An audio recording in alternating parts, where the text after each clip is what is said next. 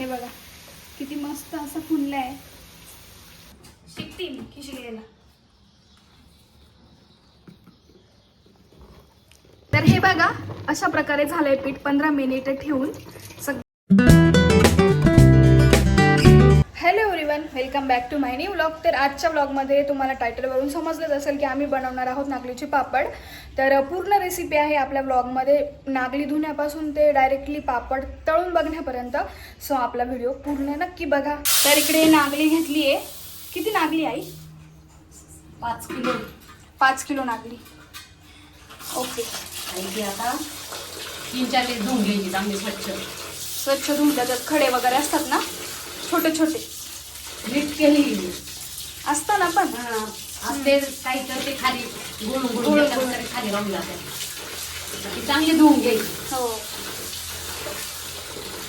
तर सर्वात आधी नागली स्वच्छ 3-4 पाण्याने धुवून घ्यायची. हे बघा, हे पहिलं पाणी होतं आणि इतकं खराब पाणी निघालंय, बघू शकता. तर अशी ती स्वच्छ धुवून घ्यायची 3-4 पाण्याने, म्हणजे शेवटचं पाणी एकदम स्वच्छ असतं. तर हे बघा, बघू शकता इकडे शेवटचं पाणी आहे आणि एवढं स्वच्छ पाणी होत आहे. 4 वेळेस धुवून झाली तेव्हा गुळून घ्यायची. 2-3दा बोळायची, म्हणजे मग काही कडे जर असं खाली राहत. हा. तर अशी काय धुवून झाली. आणि जेव्हा आपण आणतो तेव्हा ती पूर्ण साफ करून घ्यायची नागली. तेव्हा पण निवडून घ्यायची, नाही तर म्हणजे कट करून लागत पापडांमध्ये. तर अलमोट झाले आणि आता भिजत ठेवणार आहे. सो भिजत ठेवल्यावर परत दाखवते मी तुम्हाला. तर हे बघा, स्वच्छ धुवून वगैरे झाली 4-5 पाण्यानंतर. तर अशी इतकं सारं स्वच्छ पाणी मध्ये भिजत टाकले. 2 पातेल्यांमध्ये करून टाकले. तर आता ते भिजवायचे. किती दिवस भिजावं लागतं? 3 दिवस. 3 दिवस भिजवायच्या. तर हे बघा, नागली भिजवून आज 3रा दिवस आहे आणि 3ऱ्या दिवशी काढून काय करायचं आहे? आता 3ऱ्या दिवशी भिजली. आता ही 3 दिवस झाली. आता संध्याकाळी उपसायची आणि परत ती धुवून घ्यायची 2-3 पाण्याने. आणि ती उपसून कपड्यामध्ये बांधून ठेवायची. आणि मग तिला सकाळी सोडायचं. तिला मोड्या त्या बारीक बारीक मोड्या त्या, आणि मग सुकवायची सकाळी. मग तुम्हाला सुकवली का ते पण दाखवल. मग अशी धुवून घ्यायची. आता धुवून घ्यायची स्वच्छ आणि कपड्यामध्ये जेव्हा भिजत टाकतो त्यावेळेस पण धुवून घ्यायची चांगली 3-4 पाण्याने. तेव्हा किती घाण निघाली ती पण दाखवली आम्ही तुम्हाला.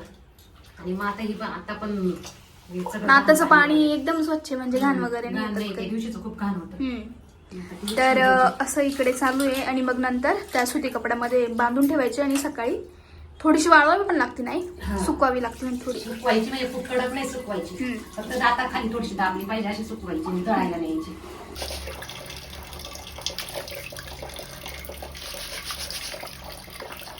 तर हे बघा, परत स्वच्छ अशी धुवून घेतली आणि आता ती उपसून ह्या भांड्यामध्ये ठेवतोय आम्ही. म्हणजे कपड्याखाली पाटी आहे आणि त्याच्यावरती कपडा टाकलाय आणि त्याच्यावरती आता टाकतोय नागली सगळी. तर रात्रभर बांधून ठेवायची ती, त्याच्यातलं पाणी पण निथळून जाईल सगळं काही. आणि मग सकाळी थोडीशी सुकवायची आणि त्यानंतर मग दळून आणायची. तर हे बघा, स्वच्छ धुवून आणि निथळून घेतली आहे नागली. आणि आई आता ती कपड्यामध्ये बांधून ठेवताय. पूर्ण पॅक बांधून ठेवायचं, त्याच्यात पाणी नाही राहिलं पाहिजे अशा पद्धतीने बांधायचं. आणि खाली भांडं ठेवायचं, त्याच्यावरती नागली ठेवायची, म्हणजे पाणी वगैरे मग निथळून जातं सगळं काही.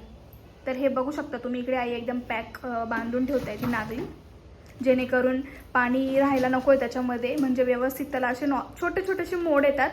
तर हे बघा, रात्री जे आपण नागली म्हणजे कपड्यामध्ये बांधून ठेवली होती, तर ती आता सकाळी सुकवायची. तर बघू शकता तुम्ही, छोटे छोटेसे मोड आलेले, व्हाईट व्हाईट दिसत आहे ते, असे छोटेसे मोड आलेले बघू शकता तुम्ही, व्हिडिओमध्ये दिसत आहे. मस्त असे मोड आले. आणि आता इकडे सावलीतच थोड्या वेळ सुकवायची. तरी किती वेळ आई? दाता खाली थोडीशी वाजली पाहिजे, थोडी हलकीशी झाली पाहिजे, जास्त कडक नाही वाळवायची.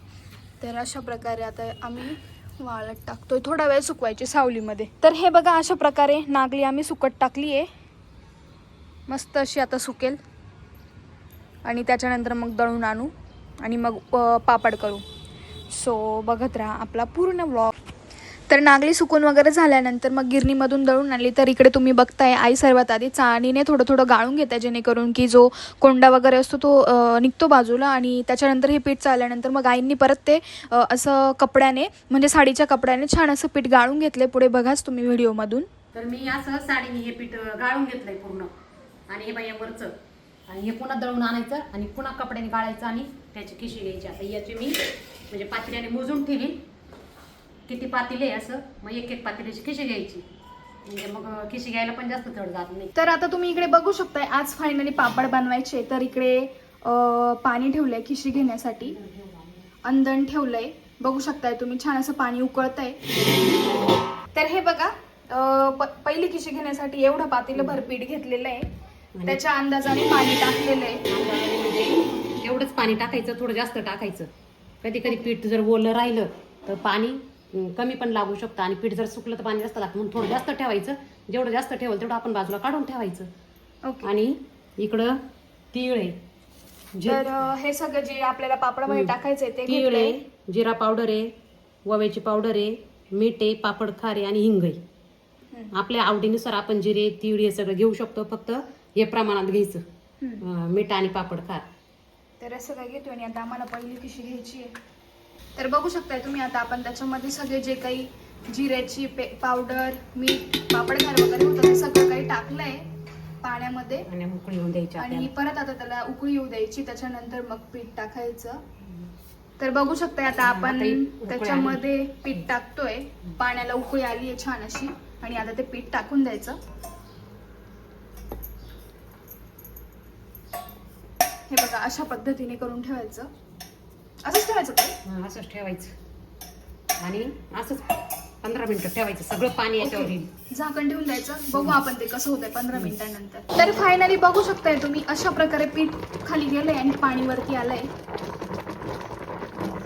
बघू शकताय तुम्ही अशा प्रकारे खिशी घेण्याचं काम चालू आहे.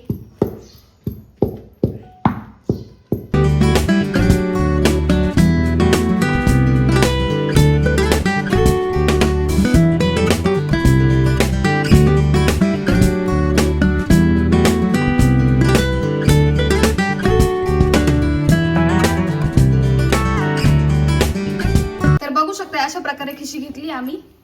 तर असं काही पीठ झालेलं आहे बघा. तर आता हे परत किती वेळ ठेवायचं आहे गॅसवर? थोडीशी वाफ आणायची, लगेच मळून घ्यायचं. ओके. बघा आम्ही पापड बनवू. तर हे बघा आता छान असं पीठ थोडं थोडं मळून घ्यायचं. लोण्यासारखा गोळा झाला मस्त झालं, बघू शकताय बघा. एकदम हाताला सुद्धा चिटकत ना, नाही. त्याच्यात काही तेल पण नाही वगैरे लागत. ना काही गाठी दिसतीये, काहीच नाही. एकदम मस्त. तेल सुद्धा नाही, तेलाची काहीच गरज नाही. गरज नाही, कसलीच गरज नाही. बघू शकता. आता ते पिशवीमध्ये टाकायचं. पिशवीत ठेवलं का मग ते गरम राहतं लाटायला. तर आता फायनली आम्ही पापड करतोय.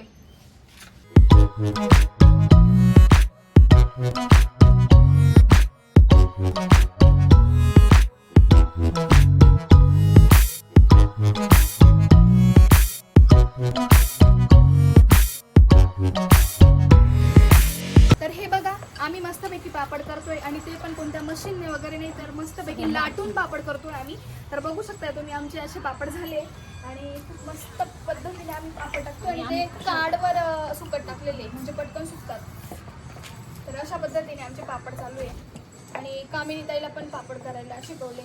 देसी पद्धति से एकदम ओरिजिनल ऑथेंटिक सालों पहले किया, मैं पहले की है नहीं सब. तर बघू शकताय तुम्ही छानपैकी असे लाटून पापड करतोय आम्ही. तर बघू शकताय तुम्ही किती छान कलर आलाय आमच्या पापडांना आणि मस्तपैकी उन्हामध्ये वाळताय पापड. मस्त असा कलर आलेला आहे. ही एक पहिल्या खिशीचे पापड होते, आता दुसरी खिशी आणली आम्ही, बघू शकताय बघा. तर आता आम्ही पापड करतोय. इकडे श्रीभाऊ पण आलेले हेल्प करने के लिए. हेल्प नाही असंच.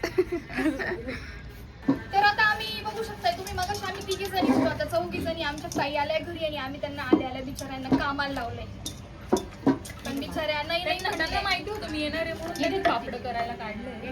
नाही असं नाहीये, पण मी बरोबर तेव्हा पापड करायला काढले कारण मला लाटू लागायलाच कोणी नाही. तर आम्ही इकडे मस्तपैकी पापड बनवतोय. हे पापड बघा किती झाले आमचे. कलर पण छान आलाय. तर बघू शकताय फायनली आमचे पापड झाले. मस्त छान असा कलर आलेला आहे, बघू शकता. तर बघू शकताय तुम्ही फायनली पापड वाळले, एकदम छान असे वाळले. बघू शकताय तुम्ही, हे बघा अजिबात ओले वगैरे काही राहिलेले नाही आहे, एकदम मस्त वाळले. आता ते आम्ही सगळे गोळा करून घेतो आणि थोडेसे हवेमुळे ते उडाले पण आहे. सो आता पटपट गोळा करतो आणि फायनली आता तुम्हाला शेवट लास्टला पापड तळून दाखवते की पापड कसा आणि किती फुलतोय ते. बघू शकता इतके सारे पापड झाले, तरी अजून एक खिशी बाकी आहे पण ती आता आम्ही नंतर करू. तर हे बघा छान असे आपले पापड झालेले आहे. तर आता मी ते तळून दाखवते. इकडे गॅसवरती तेल ठेवलं आहे, बघूया किती फुलतोय आपला पापड.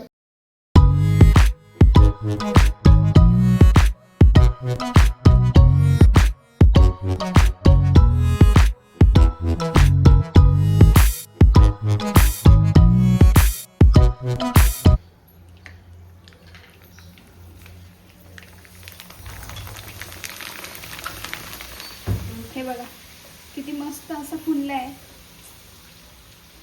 खूप छान असं फुललं आहे पापड. तर हे बघा छानपैकी पापड असा तळल्यानंतर इतका छान असा फुलला आहे आणि खूप मस्त झालं आहे, बघू शकताय तुम्ही व्हिडिओमधनं.